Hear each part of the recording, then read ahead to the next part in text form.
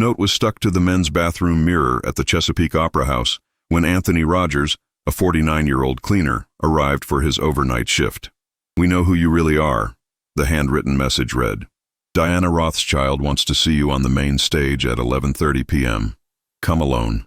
Anthony felt his blood run cold. In 14 years of cleaning that theater, nobody had ever discovered his secret, that his calloused hands from scrubbing floors had once played for presidents and kings, that the invisible man who cleaned restrooms for $12 an hour was once considered the greatest classical pianist of his generation. The paper trembled in his fingers as he did the mental math. Just $847 short of the $80,000 needed for the experimental surgery that could restore his son Marcus's hearing. If he lost this job now, Marcus would remain deaf forever. But how the hell had Diana Rothschild, the most powerful cultural mogul on the East Coast, figured out who Anthony Rogers really was? The answer waited on the main stage at 11:30, where Diana stood beside the Grand Steinway, wearing a black wool coat that cost more than Anthony's annual salary. At 52, with a fortune of $800 million and eyes that dissected people like musical scores, Diana Rothschild wasn't known for wasting time on employees. But tonight would be different. "Mr. Rogers," she said, pronouncing each syllable like a court sentence. "Or should I call you by the name that used to appear on Carnegie Hall posters 15 years ago?" Anthony stood motionless at the stage entrance, his blue cleaner's uniform clashing brutally with the multimillionaire elegance of the woman who held his future in her hands. Diana continued, "You have exactly 10 minutes to explain to me how the pianist critics called transcendent became the man who cleans my theater's bathrooms, and depending on your answer, I can either destroy your life or save it completely." The silence that followed was broken only by the sound of rain hitting the theater's Gothic windows, as two impossible worlds were about to collide. Anthony Rogers woke up every day at 4:45 a.m. in his two-bedroom apartment in Norfolk, but his routine always started the same way. Checking the envelope hidden behind his late wife's photograph, $79,153, saved penny by penny over 4 years of working as a cleaner. Just $847 short of the surgery that could change Marcus's life, his 12-year-old adopted son, born completely deaf due to a rare genetic malformation. Marcus was in the kitchen making his own breakfast, his precise and independent movements revealing the brilliant intelligence that Anthony recognized in himself at the same age. "Dad, I dreamed I could hear music again." Marcus signed with his hands, smiling with the innocence of someone who had never experienced sound. Anthony looked away, as he always did when the subject involved his previous life, and replied that he needed to leave early for work.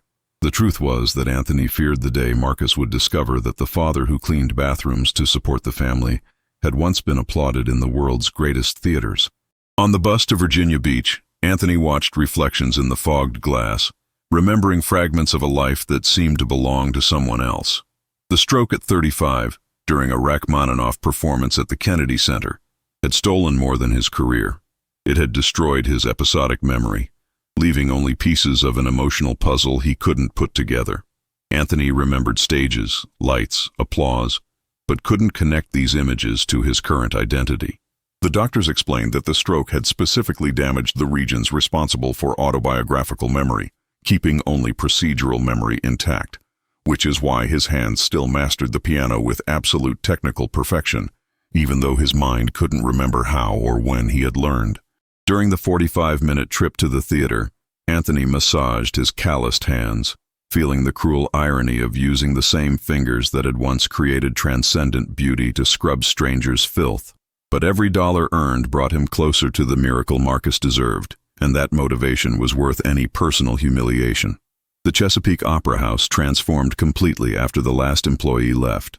Anthony executed his cleaning routine with military efficiency, vacuuming the 347 red velvet seats, polishing the golden mirrors in the boxes, disinfecting the marble bathrooms, but he always saved the main stage for the end of his overnight shift when the silence was absolute and no one could discover his secret ritual.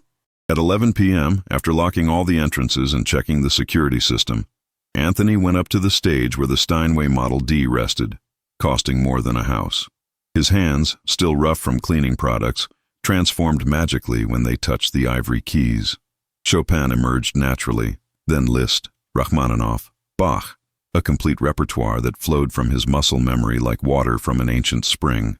Anthony couldn't explain how he knew these pieces, but his fingers remembered every nuance, every dynamic, every musical phrase with a precision that defied his current social position. For 2 hours every night, he recovered fragments of the person he used to be, playing for an audience of empty chairs while tears silently streamed down his face. It was his moment of connection with a nebulous past, but also his unconscious preparation for a future he still couldn't imagine. The first sign that something had changed came on a Tuesday in October, when Anthony noticed someone had adjusted the piano bench. The height was different, set for a shorter person, and there were high-heel footprints on the stage, evidence that his secret routine was no longer secret. For 3 nights, Anthony played nervously, sensing invisible eyes watching every movement, every note. Paranoia grew with each chord, but the need to play was stronger than the fear of being discovered. On Thursday, he found sheet music for Liszt's La Campanella on the piano, the most technically challenging piece in the pianistic repertoire, with handwritten annotations in the margins that demonstrated deep musical knowledge. "Play this if you want me to stop watching," read an attached note. Anthony immediately recognized the elegant handwriting and implicit authority. Diana Rothschild, the most powerful woman in the region's cultural scene, had discovered his secret and was testing his abilities. That night, Anthony played La Campanella with desperate intensity, knowing his life was about to change forever, but uncertain whether this change would be his salvation or complete ruin. Diana Rothschild had been watching from the darkness of the boxes for 5 consecutive nights, using opera glasses to study every detail of the impossible technique she witnessed. As a music critic trained at Juilliard and heiress to a fortune built on cultural patronage, Diana possessed enough knowledge to recognize genius when she saw it. The cleaner on stage wasn't just competent, he was extraordinary. His Chopin interpretations revealed an emotional sensitivity that rivaled Rubinstein. His Liszt technique surpassed Horowitz's precision, and his approach to Rachmaninoff carried a depth she hadn't heard in decades. But it was when Anthony played La Campanella that Diana experienced the shock of recognition that would change everything. She had heard that specific interpretation before, with exactly those nuances, that dynamic, that unique phrasing. Racing home, Diana searched through her collection of classical recordings until she found the CD she was looking for, Liszt Complete Etudes by Anthony Rogers, released by Deutsche Grammophon in 2005. The liner photo showed an elegant man in a tuxedo, dark hair slicked back, smiling confidently at the camera. Comparing it to the cleaner she had just observed, graying hair, simple uniform, calloused hands, Diana had to look 3 times to accept the impossible truth. The man who cleaned her theater was Anthony Rogers, the prodigy pianist who had mysteriously disappeared at the height of his career, leaving the classical music world orphaned of its greatest talent. The investigation Diana conducted over the next 48 hours revealed a Shakespearean tragedy. Anthony Rogers had suffered a stroke at 35 during a benefit performance at the Kennedy Center, which destroyed his autobiographical memory but left his musical technique intact. The newspapers of the time reported his disappearance as the greatest mystery of modern classical music, speculating about depression, alcoholism, even death. But the reality was even crueler. The man considered the definitive voice of pianistic romanticism by the New York Times had become invisible, surviving on manual labor to support a deaf adopted son. Diana discovered that Anthony had adopted Marcus after his wife's death in a car accident, the same accident that had caused the child's premature birth, resulting in congenital deafness. The irony was devastating. The greatest pianist of his generation raising a son who could never hear music. But Diana also discovered something that would completely change her perspective. Medical records showed that Marcus was an ideal candidate for experimental surgery with revolutionary cochlear implants, which could restore his hearing in 95% of cases. The cost was exactly $80,000, an impossible sum for a cleaner, but insignificant for a woman worth $800 million. At that moment, Diana realized she held in her hands not just the chance to restore a lost genius to classical music, but to create the most beautiful miracle she had ever witnessed. A father rediscovering his identity to give music to his son for the first time. The meeting on the main stage at 11:30 p.m. began as an interrogation and became a devastating confession. Diana had prepared incisive questions, but when Anthony began telling his story, the stroke during Rachmaninoff, months of therapy trying to recover lost memories, the paralyzing fear of stages that forced him into anonymity. She realized she was facing a shattered soul who had rebuilt his life around the only thing that mattered: love for Marcus. "I don't remember being famous," Anthony admitted, his voice breaking, "but my hands remember every piece I learned. It's like my body holds secrets my mind lost." Diana watched this extraordinary man struggling to explain the inexplicable, feeling a mixture of admiration and rage against the cosmic injustice that had transformed one of the greatest musical talents into a cleaner. When Anthony mentioned Marcus and the $80,000 needed for surgery, Diana felt something she rarely experienced: the opportunity to use her fortune for something genuinely transformative. "Anthony," she said softly, "you're looking at this from the wrong perspective. It's not about what you lost, it's about what you can still create." But Anthony shook his head desperately. His anxiety with audiences had become phobic. He literally fainted when imagining playing for real people. That's where the cruel irony of his situation lay. Diana, however, had spent decades studying not just music but human psychology. She recognized that Anthony didn't need charity. He needed renewed purpose. "I have a proposal," Diana said, walking to the piano. "But first I want you to play something special for me. I want you to play the piece you were playing when you had the stroke." Anthony froze. He couldn't consciously remember that night, but when Diana mentioned Rachmaninoff, his hands began to tremble involuntarily. "Concerto No. 2, Diana continued. "You were in the second movement when everything happened. The doctor said you kept playing for 30 seconds after the stroke, your hands functioning independently of your brain." The revelation hit Anthony like lightning.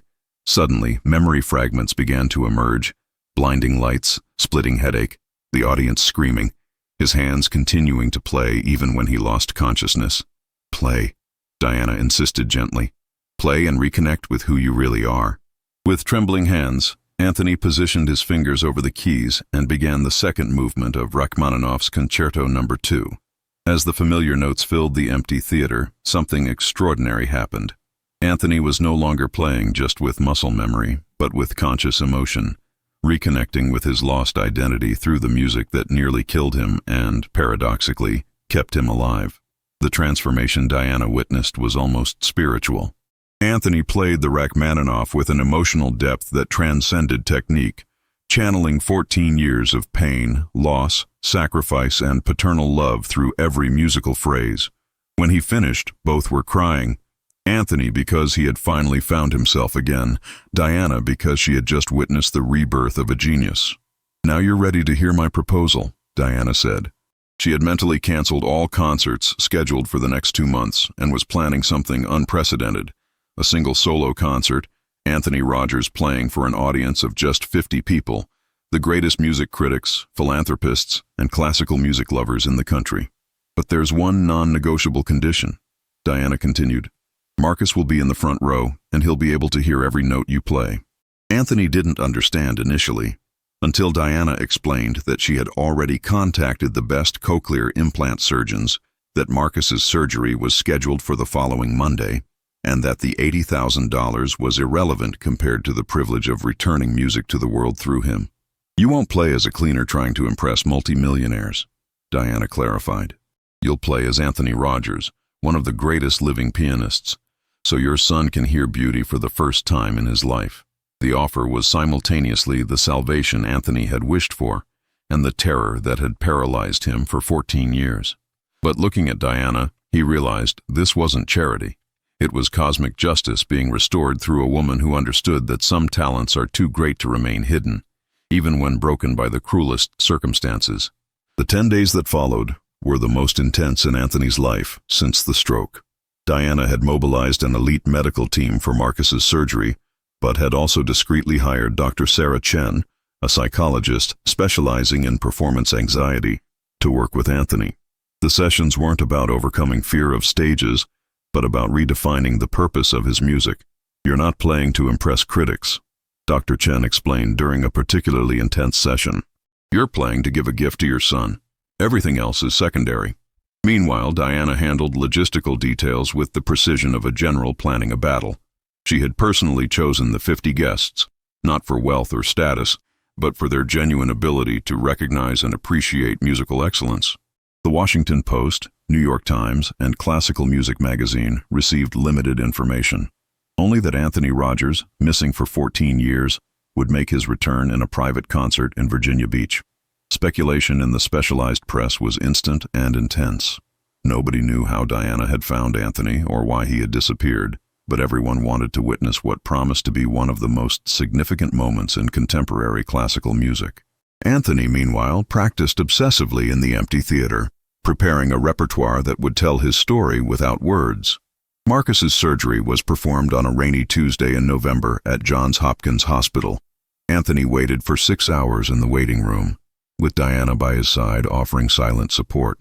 When Dr. Martinez emerged from the surgical center with a smile, Anthony knew his prayers had been answered. The surgery was perfect, the doctor announced. Marcus will have to wear external devices, but in 2 weeks he'll be hearing almost like a person with normal hearing. The first sound Marcus heard when the implants were activated was his father's voice saying, "I love you." The emotion of that moment, seeing his son's face light up upon discovering the existence of sound, gave Anthony the final courage he needed to face a stage again. During the recovery days, Anthony played softly on the hospital piano, and Marcus placed his small hands on the wood to feel the vibrations, now accompanied by the complete auditory experience. "Dad," Marcus said with the still hesitant voice of someone learning to modulate sounds, "your music is even more beautiful than I imagined." In that moment, Anthony understood that his journey back to music wasn't about recovering a lost career, but about sharing beauty with the most important person in his life. Diana watched these father-son interactions with deep satisfaction, knowing she had orchestrated not just an artistic return, but the healing of an entire family. The night of the concert arrived with an expectation that vibrated throughout all of Virginia Beach. The Chesapeake Opera House was decorated with minimalist elegance, just white flowers and soft lighting that focused on the Steinway at the center of the stage.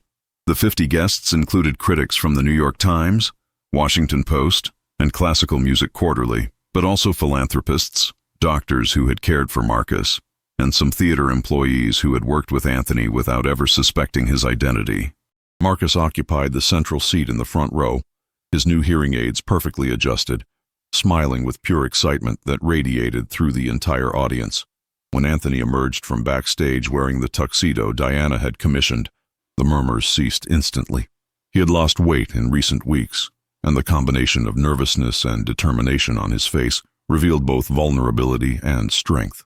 Anthony walked to the piano with measured steps, adjusted the bench with the precision of someone who knows every detail of that instrument, and looked directly at Marcus before beginning.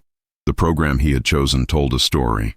It started with Debussy's Clair de Lune, soft, introspective, representing years of silence, progressed through Chopin, more emotional, revealing pain and longing, and culminated with the second movement of Rachmaninoff's Concerto No. 2, the piece that had changed his life forever, now played not as an ending, but as a new beginning. What happened during those 60 minutes transcended music and became something close to sacred. Anthony played with an emotional depth that was only possible for someone who had lost everything and found something even more valuable. Each note carried 14 years of silent struggle. Each musical phrase was a declaration of paternal love. Each chord represented the victory of perseverance over adversity. Marcus listened with his eyes closed, tears streaming down his face, experiencing not just sound, but the purest connection between father and son possible through art. The audience immediately realized they were witnessing something historic, not just the return of a great pianist, but the transformation of personal tragedy into universal beauty. When Anthony concluded the Rachmaninoff, the silence that followed was absolute, broken only when Marcus stood up and ran to the stage, embracing his father tightly while whispering, "Thank you for giving me music, Dad." The ovation that followed lasted 15 minutes, but Anthony only had eyes for the boy in his arms, knowing he had finally fulfilled the most important purpose of his life. Diana watched from backstage with a satisfaction that surpassed any financial success or social recognition she had achieved. She had used her fortune for something genuinely transformative, not just returning a genius to classical music, but creating the most beautiful miracle she had ever witnessed, a father sharing his soul with his son through art.